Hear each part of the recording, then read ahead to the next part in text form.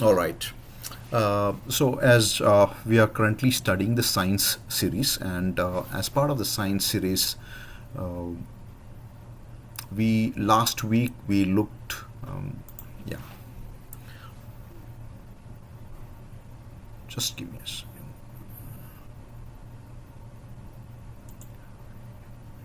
Yeah.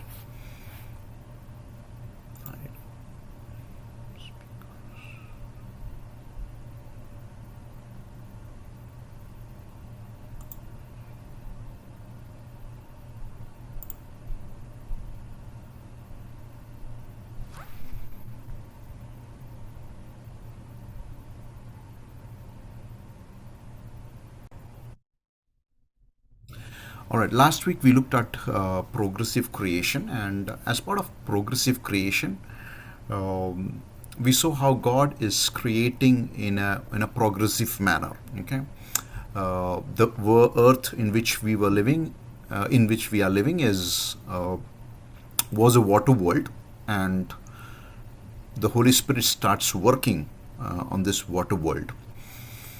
First thing, what God does is He transforms the atmosphere by sending the light of the sun to penetrate through the atmosphere and come to the surface of the water, leading to photosynthesis. And over a period of time, the atmosphere starts becoming lighter. Earlier, the atmosphere was almost 200 times thicker, so it starts becoming lighter, and more sunlight starts penetrating, such that on day four, sun and moon becomes visible to someone who is on the surface of the earth, which means that sun and moon was already created around the same time when earth was created. Only thing, it was not visible up to the fourth day because the atmosphere was quite dense, and that's the reason. Okay, so the atmosphere from opaque it becomes translucent, and from translucent it becomes transparent.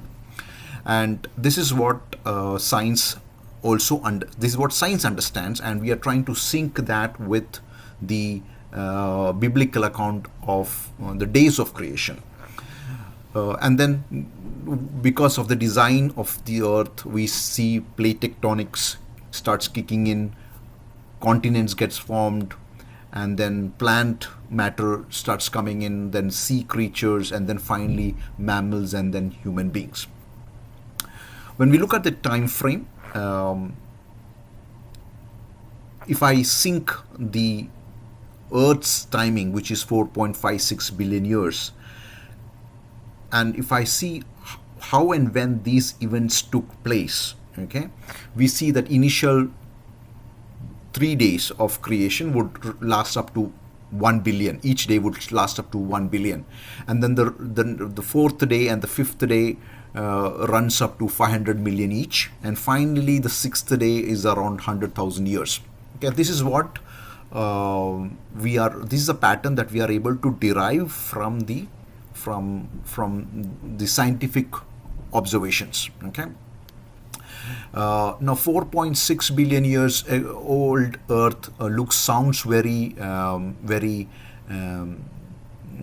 too much for our eyes. But the truth is that how do we determine a day? We determine a day on the basis of Earth's rotation on its axis. When it makes one complete rotation, we call it a day, which is like 24 hours. Okay, but imagine if you were on the sun. Okay, sun also rotates on its axis, but it takes nearly 25 to 30 or 27 days, Earth days, for sun to make one rotation. So technically, when we move from Earth to sun or to any other astronomical object in the space, their rotations are different, and our frame of reference keeps changing.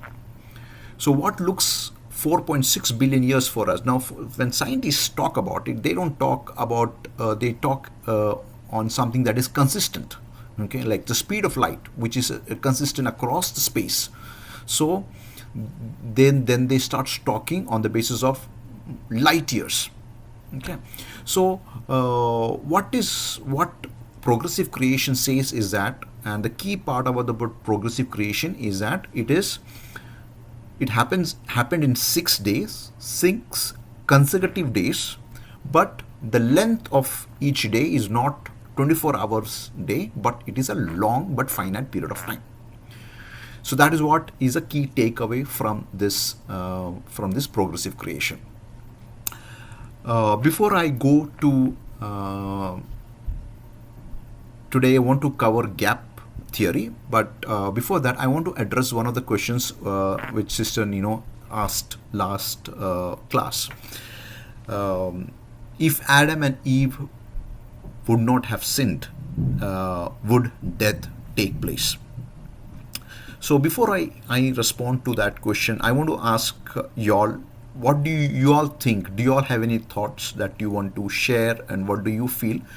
Before I go and explain my give an answer to that question.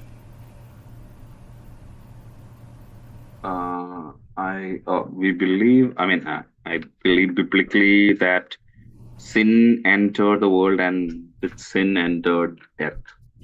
So I do believe that death came after that, because again, this is again related to the biblical aspect of it, because at the end, sin and death both are defeated by God, right? So during the Revelation, it says that death is bound and it's thrown to Hades. So meaning to say, it is like it's not natural, basically. Meaning to say, It was not part of creation. it was not part of It was creation, basically. creation.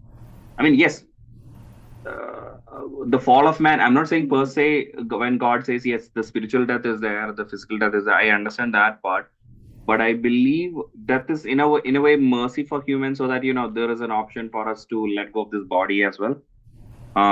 But like there are multiple places where the author clearly says, "Hey, death, where is your sting? Sin, where is your things like that?" Where it clearly says that death is also a thing that has to be won over. So that's where I'm like thinking, okay, death may not have been before, and it may not have been part of God's creation as well. So yeah, that's my take on that. All right. Yeah. Thank you, brother. So yes, I will answer that. And yes, there are different, many of this biblical topics. You will feel people having different point of view, and it's absolutely okay, because these are not something that make or break our faith in Christ. Okay, it's for what looks more convincing to us, what looks more plausible for us. Okay, so I'll give you and explain this concept to you. And as I said last time, this is a little tricky question. Okay, now tricky in the sense, I know it's not to trick somebody, but I'll tell you where the tricky part comes in, and I will also let me share my slides so you can see my slides. Let me know, are you able to see my full screen, or how is it? Are you able to see my slide?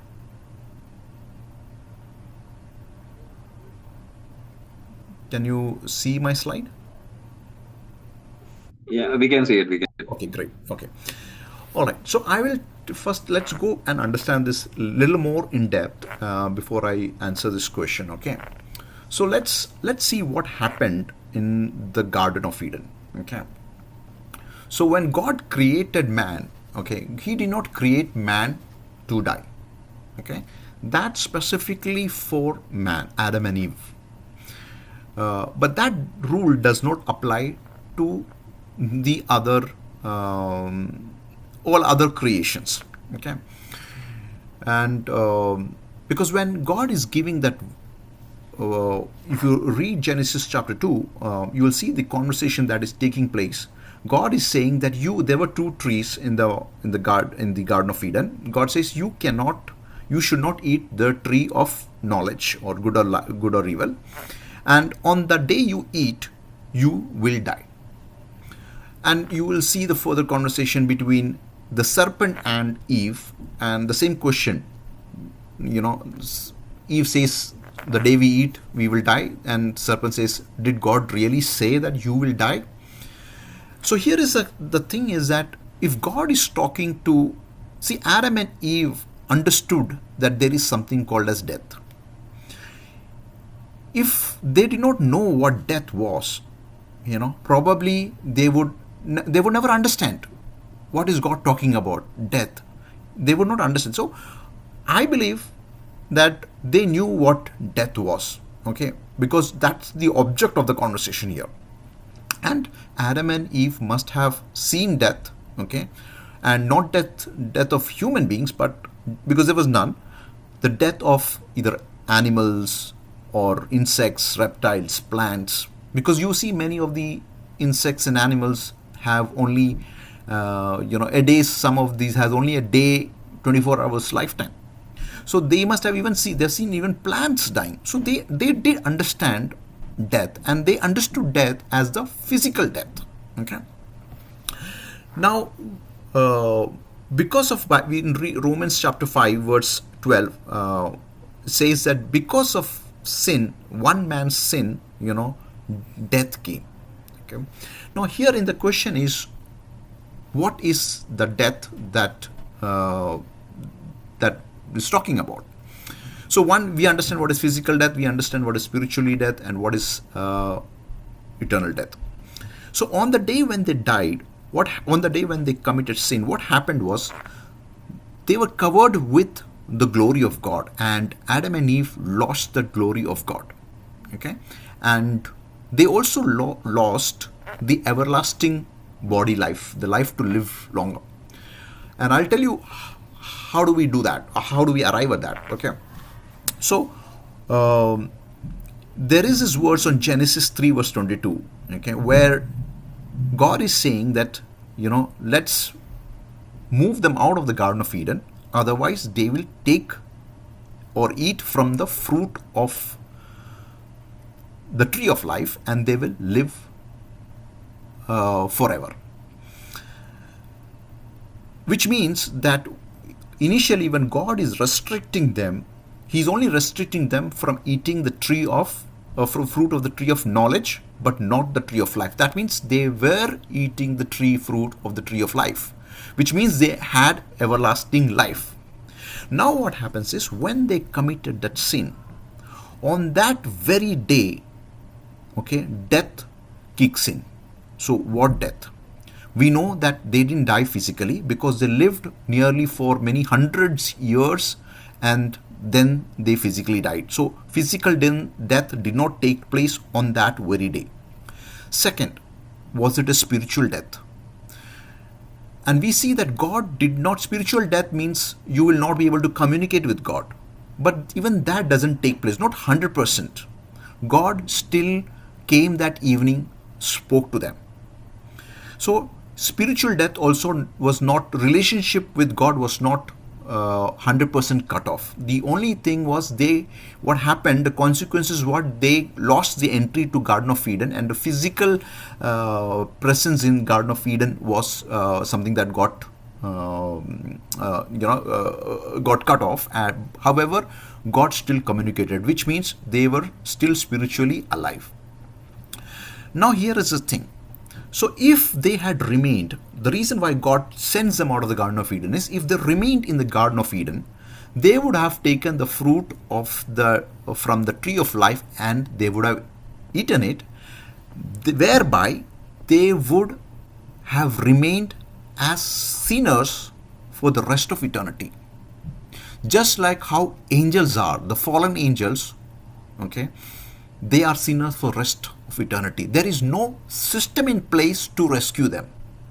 And that would have happened to Adam and Eve. Now, because God sees all things, the end from the beginning, from the day He created this earth, He set aside a lamb to be sacrificed. We see in Revelation, right? So God already knew.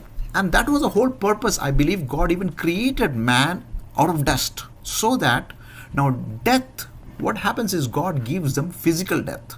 Physical death in the form that they could end their cycle of sin and cycle of corruption. Also, not only that, now because of the physical death that is possible, the Son of God can come to this earth, okay, and then in flesh, become flesh, and die and take victory over death. If they were living forever, then that possibility would not have taken place. So that's, in a way, it's a great mechanism of God to work out. So going back to that question, the tricky part is this Genesis chapter 3 verse 22. Okay, so some people interpreted it this way, that they always, when God created them, the purpose of God creating them in flesh, in dust, is that they were they God already knew that they were sin, and so they had this capacity to to die. Even if they had not sinned, they would have to die, because that's how God created people. But this verse, but when you look at holistically, when you look at, that they already had eternal life. They lost their eternal life the moment they sinned, when the eternal death starts kicking in. To answer the question, yes, they lived. God created them to live forever, and because they sinned, that very day the eternal death kicked off, which means they started dying daily. But the ultimate point of eternal death is when you are cast into the lake of fire. So this is what actually happened in the Garden of Eden. So physical death was actually a gift from God for man to end his to bring and stop, to cut off the cycle of death. Otherwise, they would always remain sinful for the rest of eternity, and nobody could save them. And that's exactly what happened with the angels, fallen angels. This is what I wanted to share on this aspect. Let me know if you have if I was able to communicate that to you, and if you understand, or do you have any other questions around it.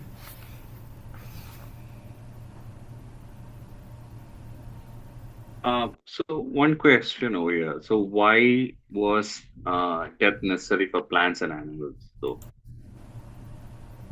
Yes. Okay. Um, See, each and every, as I mentioned last class, that, see, God is preparing this universe, okay, for humanity to come and occupy. Sorry, this earth, for humanity to come and occupy.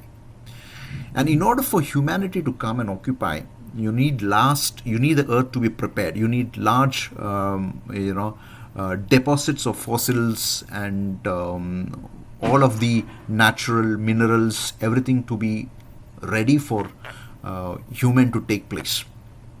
And plant matter is very important, because plant, when it is compressed under high pressure, it produces coal, and so many other factors come out of, because of these materials.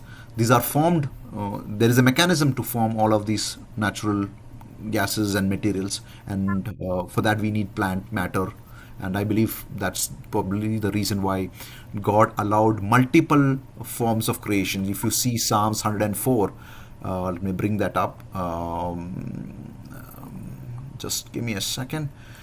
I hope you can see, Psalms 104, it says, verse 27 to 30, it says that we read that there are, all creatures look to you to give them food at proper time.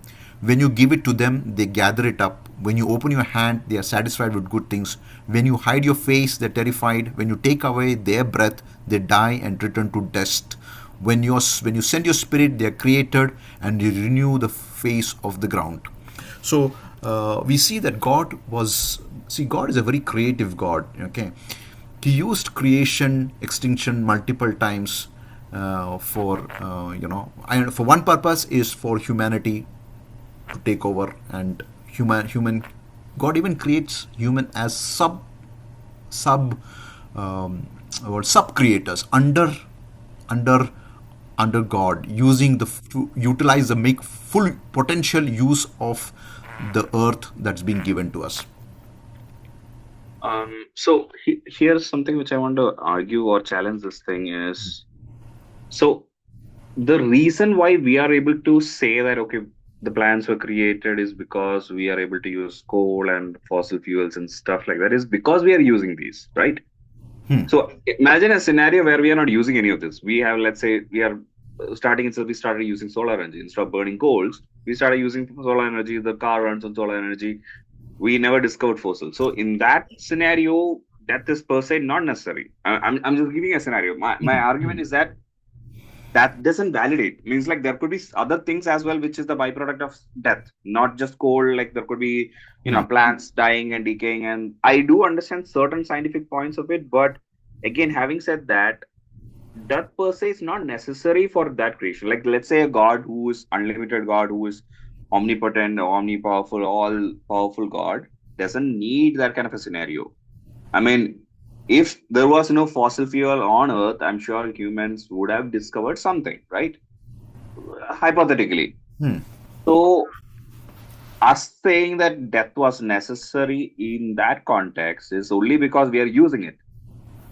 If there was no usage of it, we would have said, yeah, this was not necessary, right? So, that is, I would say, we are reading into it in a way. Again, I'm just challenging it. Hmm.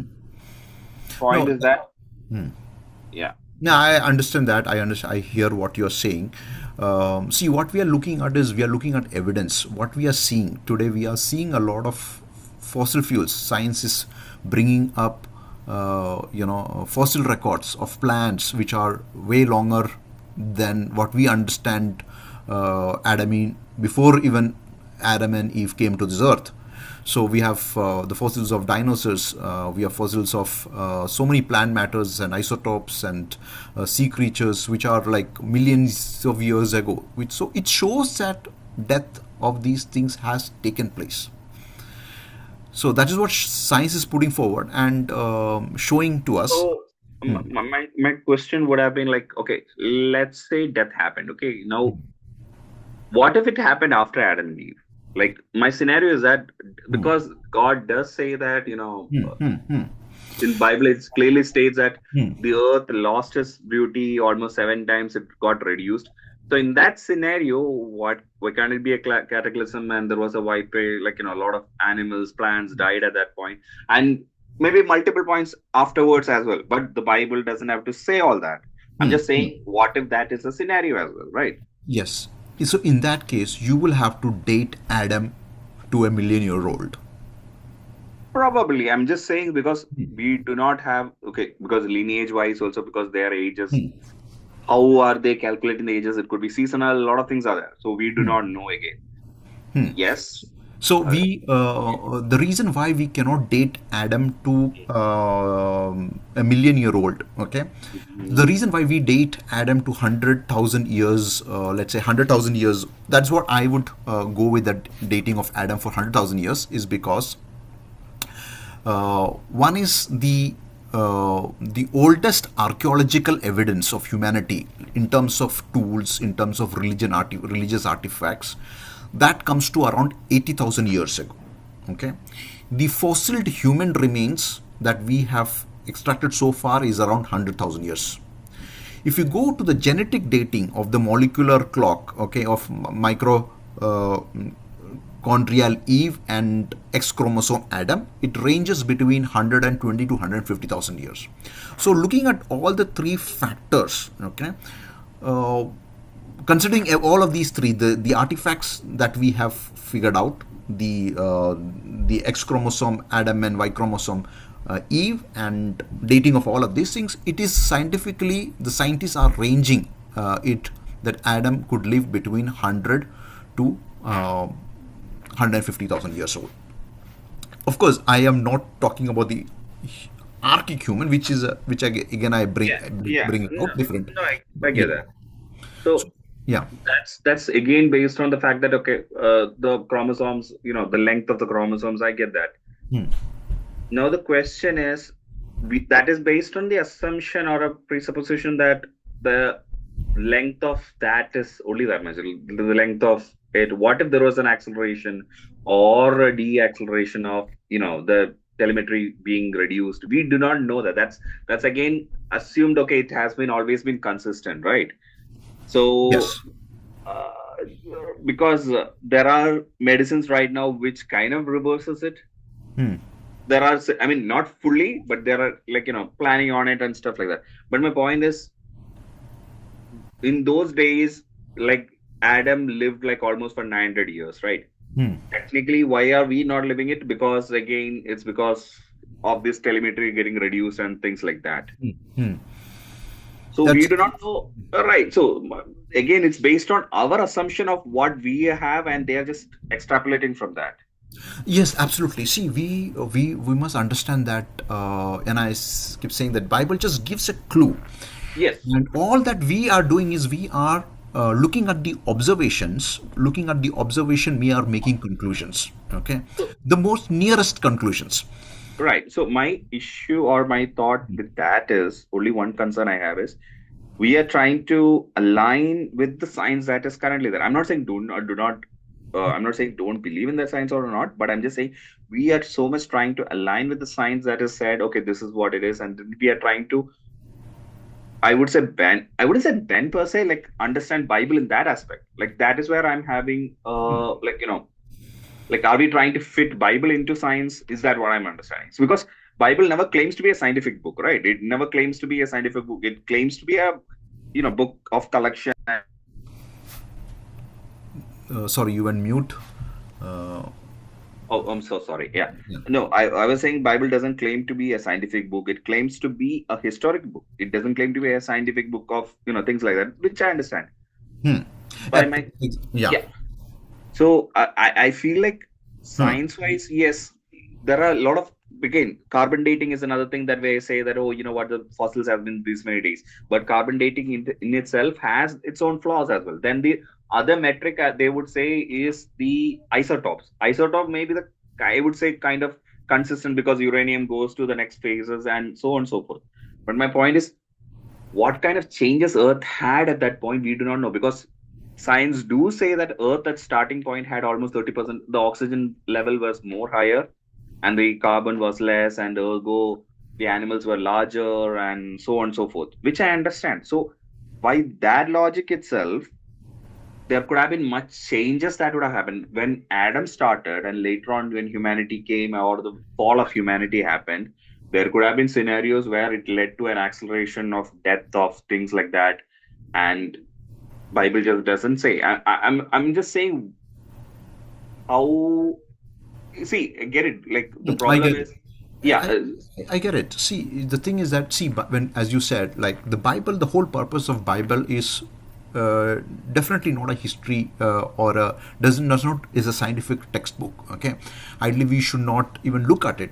But unfortunately, what is happening is the way this is happening is everybody starts looking at Bible to find. The whole point is we are challenging the Bible, what Bible says. Okay, we are finding it difficult to accept what the Bible says, and we are trying to say that no, the Bible is unscientific. There is a world which of set of people who is reasoning that way, and the question is how do we respond to them.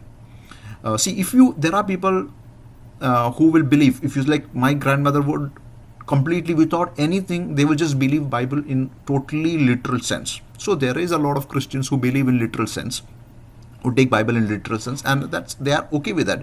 But what about those set of people who find it challenging? So what we have seen is a lot of people, a lot of Christians, especially after the 20th century, they started turning away from God because they thought they said that Bible is just a made up book, and it's all made up stories which is not consistent with the science, and they started disowning the Bible. So, as an impact, the church, when they see, as I said, we don't know the accuracy of all of these things, but we know that there is something, it is, if you look deeper, okay, we know that, these things are, Bible is not of error, and you can make some, some interpret, some level of understanding and derivation out of it. Okay, it is not, if you look at other books of religious books, they are actually clueless and they are actually talking totally different than that. But Bible is so we don't want to read scientific text, scientific stuff into from the from the Bible. We want to read text into it. The whole point is like, yes, if you reason, you may find it an answers. And see, if a theologian is coming and giving you these answers, okay, and is teaching you, then you can understand that of course he is trying to read these things, try to make Bible sink to the scientist. But when scientists, okay, who are unbelievers, who have read the Bible, like the what progressive creation, I am borrowing it from Hugh Ross. So Hugh Ross was a an unbeliever, and when he read the book of Genesis is when he gave his life to Christ because it made sense to him. So that's the answer that I can provide. Yeah. Yes. So I would think in this way that when Genesis was written, it was written by a human, or well, say of course Moses, but or even orally translated to a human. Now, I would say with a limited human knowledge, with a limited understanding, we or the person who wrote it down in that. God of infinite knowledge does not have to explain. And when we see from a human perspective, oh, this is how it is, they would have wrote it down. Again, I do believe that again, Bible is inspired by Holy Spirit, so there is accuracy into it. Just that we as humans are not able to, I would say, not there yet, because I just recently saw an article. Again, it may not be fully vetted, but I did see an article which says that humans are almost 20, I would say 12, no, not 12, 6-7 billion years old human DNA or something in that aspect. So they were saying humans are older than Earth, so ergo humans came from a different planet or something like that. They were just saying that. Okay, again, couldn't have been vetted or something. But my point is, our understanding of Earth, our understanding of the universe is evolving. Earlier, when people used to say Big Bang, they used to laugh.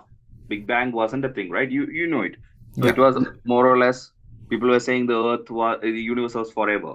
Then actually a priest who said Big Bang is there, and that's where creation. So I do understand some aspect, but our understanding of the universe is based on the current things. So my thing is that we as Christians have to.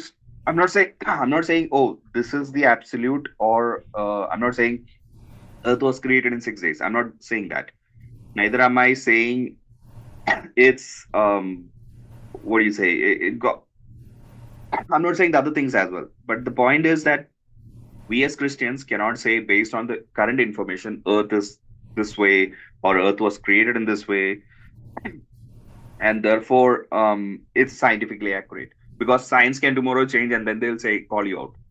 Because I did face a similar situation where they will say you're following a god of a gap, in the sense I would say, hey, look at the moon is so beautiful.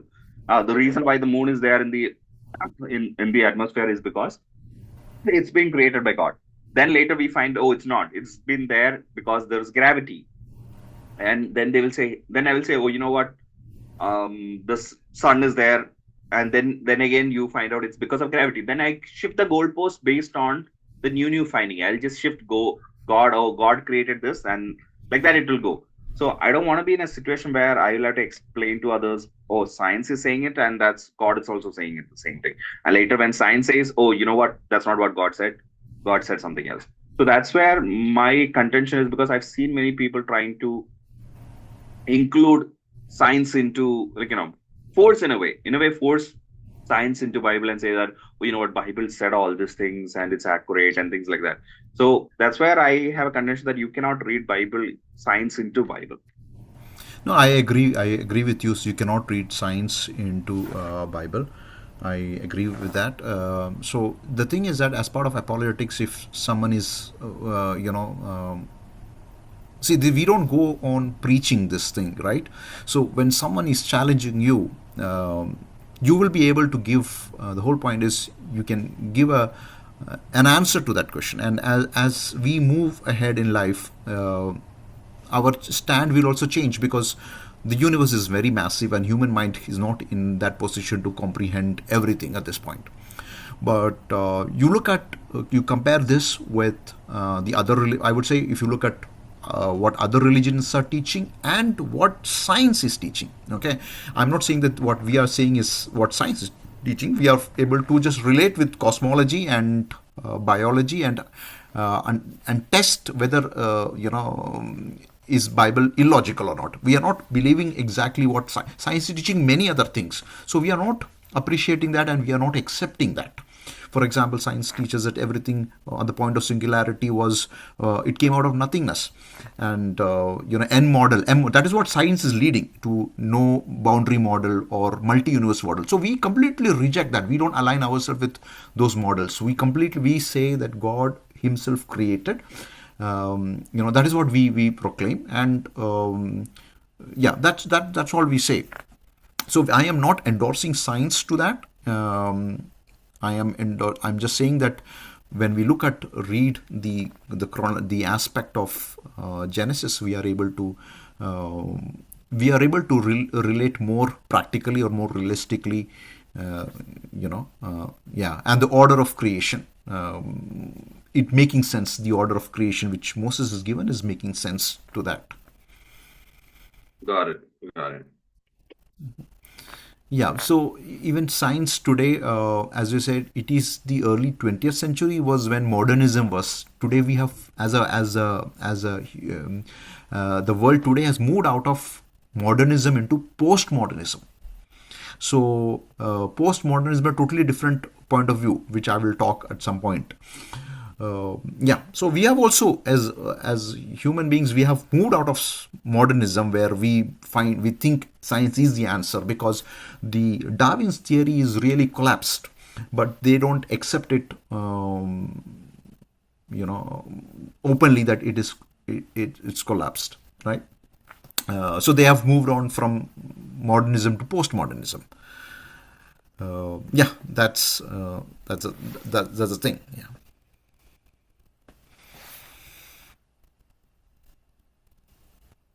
Shiv brother, sorry, I'm just circling back on it. Hmm. So regarding the death, I did say a point, right?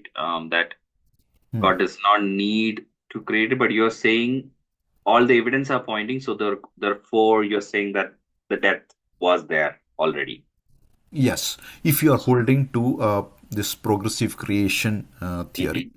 I will talk about gap theory today. Yeah. See, my point is, like, I want to share with you what are the views, prominent Mm-hmm. views in Christianity today, Okay. and you can choose the most that makes Sure. sense to you, and how to even the literal creationist, which is a 6 day creationist, Mm-hmm. where the old earth and young life creationist. Okay, Mm-hmm. their views are also there. You will see, like, I think most of these online you will find is Christians talking about that. So it's all about what is that you are more comfortable with, what you think is making more sense to you. Okay, but So in a way, all of these views you will be able to answer a critic. The whole point is answering a critic. Yeah. So, okay, so here's a question. So, in the last time, like in the Revelation, God did say that death will be bound and, thrown to Hades.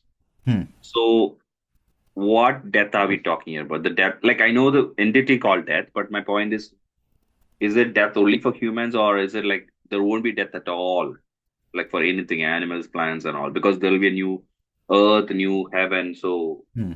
what are we looking at it? See, we don't have the clarity. We know we knew heaven and earth will come, where the laws of physics, the dynamics is going to be totally new. Yeah. So there will be no sun and moon. So I Yes. don't know, but I see a tree of life, whether it is symbolic or whether it's actual tree of life. A tree, we don't know. There will be trees. Right? There is a tree of life we see, which yield the leaves which the nations will consume for their healing, and it bears 12 fruits for 12 seasons, 12 months. So something is there. It is it is way into future. We don't have that clarity. In fact, I have a landscape, timeline landscape. Probably I'll share that with you all, and you'll see the what is Bible mentioning end to end eternity, the beginning and the end of eternity from a biblical standpoint. Okay, I'll share that with you, and you so it is very quite way into future. We have many millions of years left for us on this earth before actually eternity begins. So we don't have that clarity. But we know that's a new heaven and new earth, which will be a totally new laws of physics, new dynamics coming in. Okay. So by that logic, basically, when death has been put to thrown away, it's everything will be immortal in a way. All the Yes. things. No, even today, everybody, all of everything, all except for forget about the plants and animals. Okay, two tire, leave it. All three tires, we are all immortal. Yes, I mean spiritually, yes, of course. Yeah, we all are immortal. Only thing is, we will be living with Christ. Then you have a set of the second sets of people who will not be living with Christ, but will be still Yes. under the rule of Christ. And then there is some set of people that the who are put into the lake of fire, who are completely separated out. But in Romans 8:19 to 20, it says that for the creation awaits with eager longing for the revealing of the sons of God. For the creation was subjected to futility, not willingly, but because of him who subjected it, in hope that the creation itself will be set free from its bondage to corruption and obtain the freedom of the glory of the children of God. So it says that the entire creation will be free from the bondage of corruption. That That's should right. include the animals and plants and everything, right? That's right. So that is coming. I'll tell you what phase that is coming up. Let me pull that up quickly. Just give me a second. So I'll just give you a landscape and share with you right now. Just give me one. One more thing, Shubhada. So regarding death, when we say, okay, so like I'm just excluding you because again, why I'm saying is that we know that the death for human came after the fall, right? However, the animals were there always, right? Yeah, this is what we understand from this thing. Yes, Well, animals. yes. Yes. Okay. So one of the theories. So I want to challenge it by this saying death is always cruel in the sense like it's painful in a way, right? So even animals attacking other animals on all those things.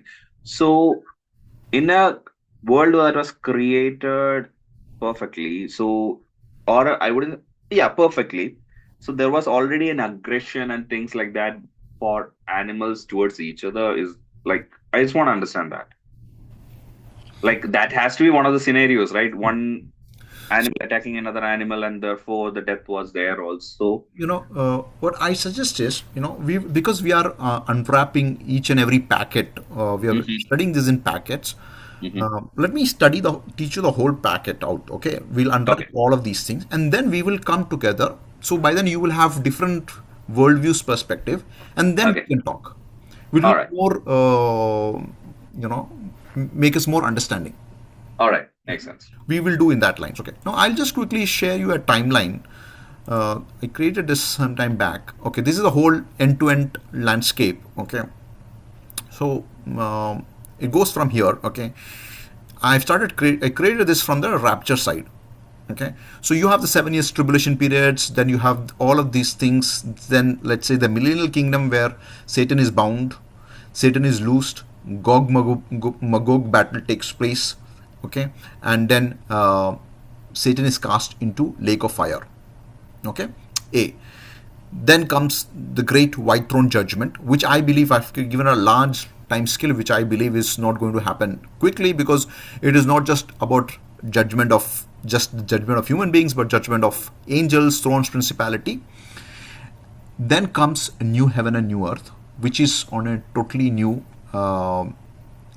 dynamics. Okay, so end of here is when that verse of Romans 8 comes in, when God is completely done away with this creation, and everything is, God is under, everything is completely when that subject to frustrations. All of these things are done when God finally judges earth by fire. Okay, and so I sorry, it should ideally happen probably here. Okay, and thereafter new dynamics comes in, and then all of these things happens.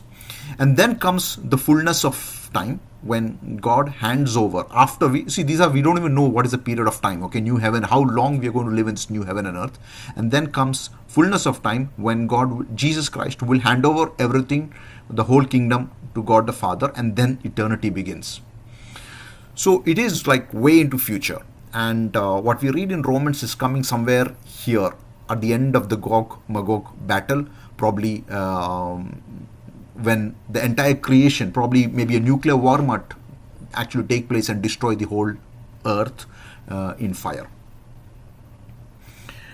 The reason I showed you this thing, it's a large landscape timeline, and a lot of things have to take place before that. But when we read the Bible, it looks like as if it will happen immediately, and so on. So yes, the earth is completely, it will be subject to yes, the earth will be free of every death, because we read in the scriptures, no more death, no more pain, no more sorrow. So yeah, we will be set free from all of those things.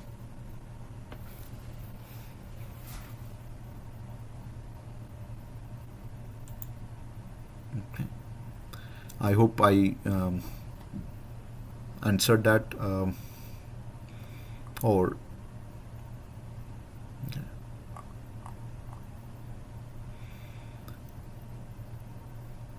all right. So in that case, shall we move to gap theory? Yeah, we can go ahead. Yeah.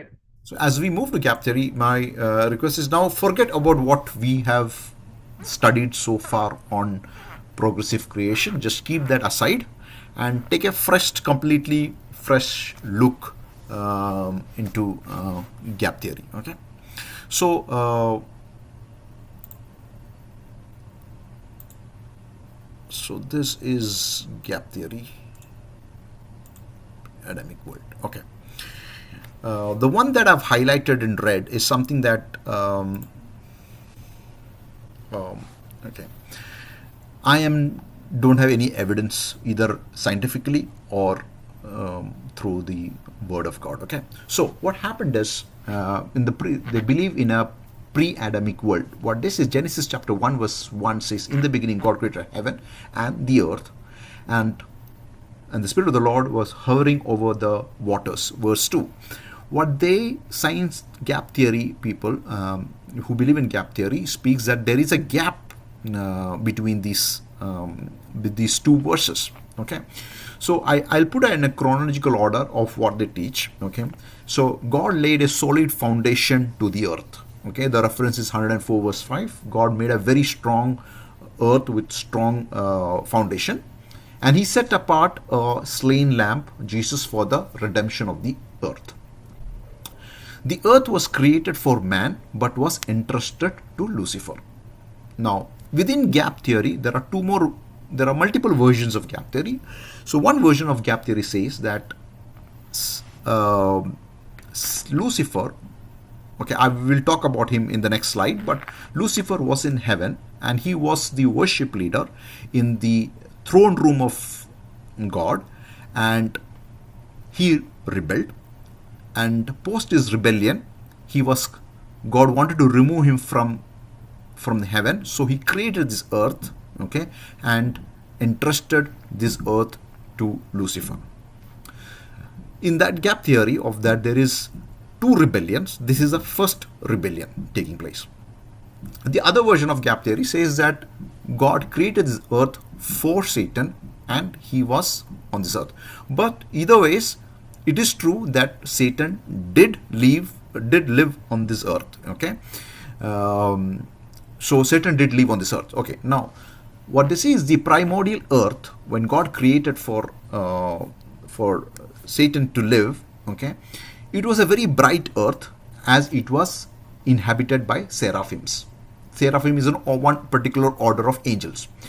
The reason I put it in very bright earth is something that I don't have any evidence physically, neither do I read that in scriptures, nor do I find any scientific evidence. When it comes to extra biblical sources, I don't know how much to rely, because all of these things comes from the book of Enoch, the book of Adam, and you will find a lot of misinformation there. So really cannot trust on this there thing. Yeah? The population on earth, who was occupying? It was Lucifer, then the seraphims, and they clad themselves with the glory of God. You also had creatures, okay, like birds, beasts, creatures in the structure of man, hominins, dinosaurs, massive sea creatures. All of this lived. The point is, Satan was ruling on this earth, and all of these were in his cosmos. Okay, so the reason why we call up hominins being there is because we have artifacts, we have extracted artifacts. What gap theory people saying is that these are the hominins who lived during the time of Satan's rule on this earth, and that is what being dug and brought and presented today, saying as archaic men. So that's that is what they believe, and they believe the sun was 4 times brighter than a sun today, and the moon was brighter than as bright as sun. I don't have any evidence to that. In fact, science says that the earth was the sun was not as bright, because as the gases, the more it started burning, it became more brighter. Now, Lucifer built cities and made a pomp of his music. We have Bible verses for that. I'll come to that. Lucifer rebels against God on earth. So this is a second rebellion, as per the gap theory. Now, this time when he rebels, I will talk about it more in detail. When he rebels about it, God brought judgment and on Lucifer and on earth. Okay, and so he committed a sin while he was on earth, and he was thrown away from the earth. And a time will come when he will be thrown from heaven. Right now, he does have access to heaven. Okay, it says the fire came from its midst and burned Lucifer and the fallen angels. They don't have a body anymore. It's just a spirit. So again, the two versions, I'm just switching between the two versions of gap theory. Some say that that he rebelled on this earth as second rebellions. For some, it is the one and only rebellion that is on the earth. Though he rebels every day, that's a different thing. But the one major rebellion, and some say that Satan himself destroyed this earth, but some say that God's judgment came upon on the earth. Okay, that's a nutshell of the timeline. And then the earth was laying waste. Okay, there are many Bible verses that says gives evidence, especially the book of Jeremiah, and let me go the verses here. Yeah, Jeremiah 4:23 says that the earth was without form and void. Job 9, all of these says that there is a divine judgment that took place, and then the waters covered the earth. Okay, God destroyed the first earth through a flood. Okay, so these are the at a high level timeline. I thought I had the verses, but anyways, it's okay. Now, coming to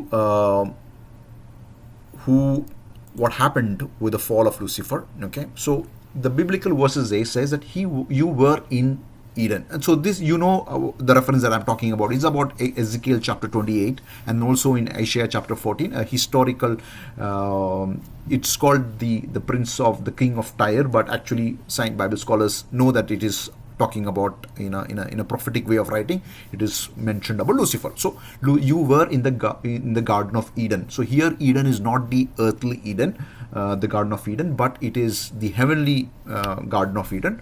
And this suggests that this Satan, Lucifer, existed before humanity, and it is not, this Ezekiel 28 is not talking about even though it's not about purely about a human king, but it's talking about symbolically talking about Lucifer. So he was a guardian cherub. That is the highest ranking angelic position he had. His settings and mountings were of gold that he had. They say that when he lifted up his wings, music would come out of him, because he had such settings. He was a worship leader, and everything was made of gold, which is the purest form of sound coming in. So, and while Lucifer was on this earth, he made a big pomp of his music. Okay, he was just celebrating and enjoying on this earth, and he was, because he's cast from heaven where he used to worship God. Now he is taking all the worship and on this earth, and he was. Just in his pride. Okay, so your word says your pomp is brought down to Sheol, and the sound of your string instruments. Okay, and he was blameless until unrighteousness was found in him. So Satan was created good. Okay, but he later chose to sin. Okay, and you have desecrated your sanctuaries. Okay, what he did is that he would torment other angels, fallen angels, who belonged to his group. When they didn't obey him, or when they disobeyed, when he had a conflict, he would chain them, he would torment them. Okay, and he made a conspiracy again as a second rebellion against God. And it also says he was cast from the mountain of God, reference to his expulsion from the heavenly role. Even though he has access, he no more is a worship leader out there. Okay, and the cause of his sin was the pride of his heart, and the fire came out of its midst and burnt him, and symbolizes. So these are the verses. So taking all of these verses, you will you make sense out of the slide, this slide of or this account of Lucifer. So that's gap theory, and my take on this is, see, gap theory made a lot of sense, and it was a very strong form of argument for uh, for for theologians in the late up to the 19th century, because it gave a lot of answers. It could resolve the questions that was coming from the mind of people.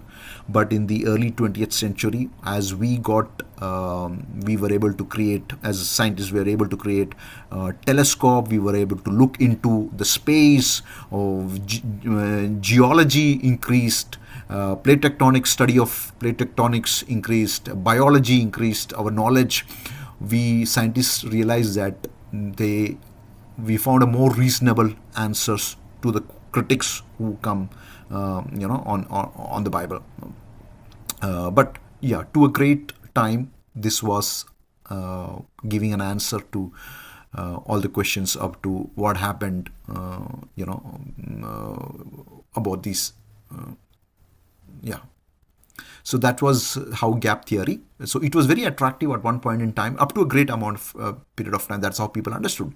But with science and with our increase in knowledge and access to a lot of information, now it is slowly losing its relevance, and people are more identifying scientific way of answering the critics. Yeah. So yeah, that's on the gap theory. Any question specific to gap theory? No. It's very interesting to learn. It's very interesting thought process. Like, because in Kerala they do say that, in between the first words and second words, there is a lot of time has moved, and God created the earth, perfectly, and Satan was thrown into the earth, and the earth got destroyed and things like that. But yeah, it's very interesting. Yes, yeah. And then God recreates everything after a Yeah, long period of time. He brings up to 6 literal days. But my challenge with that theory is that, again, it does not answer how sun came on the sixth day. yeah, Sorry, on the fourth day. That is, I'm yeah. not able to find answer to that. That's the only challenge that I find. 6 days of I've see, all this while before I learned about progressive creation, is this is what we understood, this thing. And if you read Job, you see about Leviathan, Behemoth. We know that these creatures doesn't exist during our time, so it existed in the past. So the question is, yeah, many people understand that to be diagnosis, but that's not how it is. But yeah, so all of these, yeah, so that's what gap theory does answer. Okay. So yeah, now in gap theory there is a lot of importance, not importance, a lot of focus is given on Satan, and in progressive creation you don't talk about Satan's rule on this earth. And we know that the earth is old because Bible very clearly states Satan lived on this earth. So if within the 6,000 years, if day started at six, if we 6 to 10,000 years, if the earth had created on 6 to 10,000 years, and from the very first day, day 6, Adam is there. Okay, then the question comes, when was this is a question for, this is a problem with the literal creationist. Okay, those who believe in literal creationists, when did Satan occupy this earth? Then when did he make a pomp of his music on this earth? All of this question comes, yeah, of course everybody try to answer in some way or the other, but that's a challenge with little creationist. We know for sure that Satan was on this earth, and he did a lot of things on this earth. So yeah. And okay, so these are the views. As I said, we will open up pocket by pocket few more things. I will also answer some questions from the previous, I know we'll just take few minutes, and one of the questions was about Nephilims.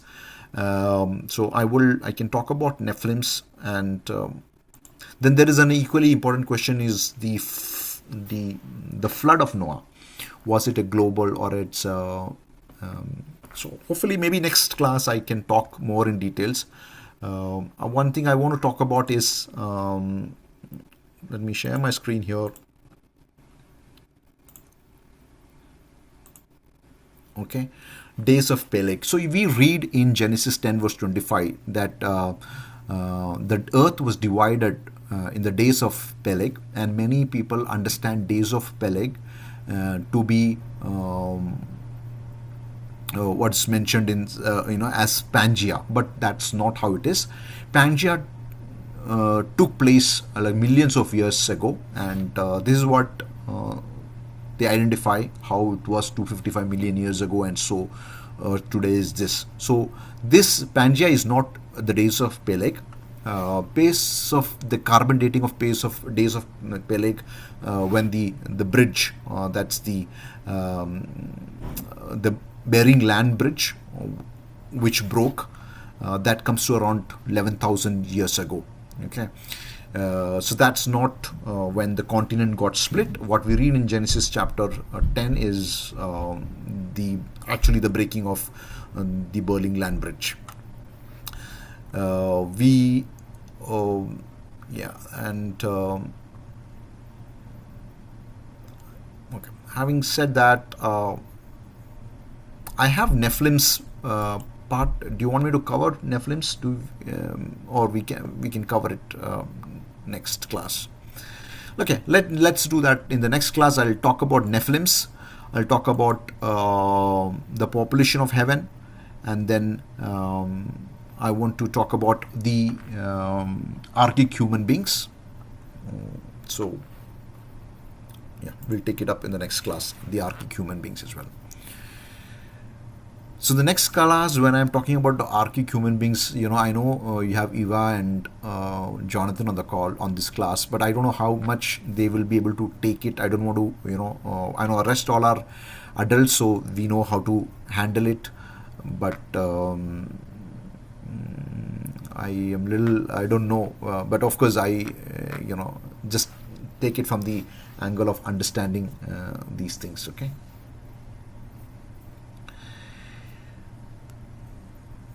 All right. Any other questions? Any other points of discussions you all want to add to that? No, we're good. Okay.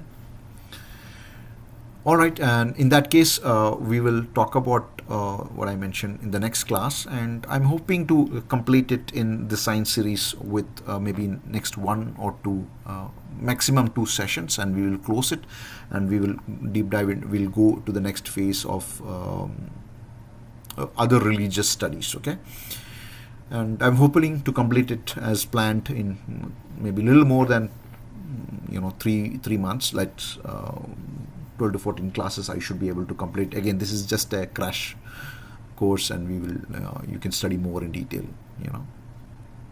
Okay. All right, thank you all for your time, and yeah, God bless. Thank you, Shiv brother. Thank you a lot. Thank you. Bye.